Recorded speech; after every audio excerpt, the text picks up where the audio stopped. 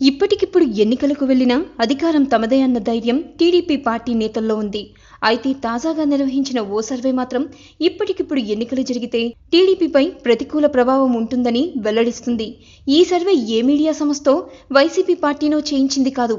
స్వయంగా చంద్రబాబు కోడలు నారా బ్రాహ్మణి థర్డ్ పార్టీతో ఈ సర్వే చేయించిందట. సర్వే నిజమా కాదా అన్న మాటలు అటుంచితే దానా ద్వారా వచ్చిన ఫలితాలు మాత్రం టీడీపీ నేతల్లో కలవరం రేపుతున్నాయని సమాచారం. పార్టీతో సంబంధం లేకుండానే సర్వే చేయించిన బ్రాహ్మణి ఫలితాలను మాత్రం చంద్రబాబు ముందుంచిందట. వాటిని పరిశీలించిన చంద్రబాబు షాక్ తిన్నట్లు తెలుస్తుంది.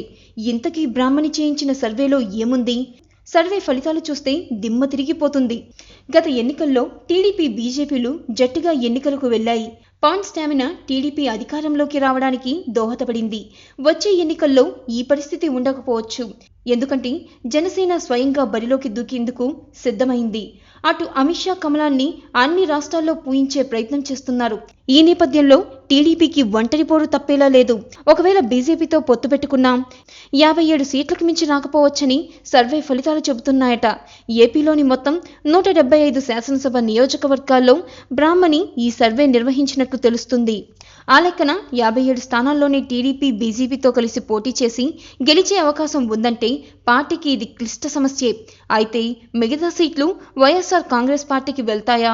ఒకవేళ పవన్ కళ్యాణ్ బరిలోకి దిగితే జనసేన పార్టీకి వెళ్తాయా అనేది మాత్రం తేల్చలేదట.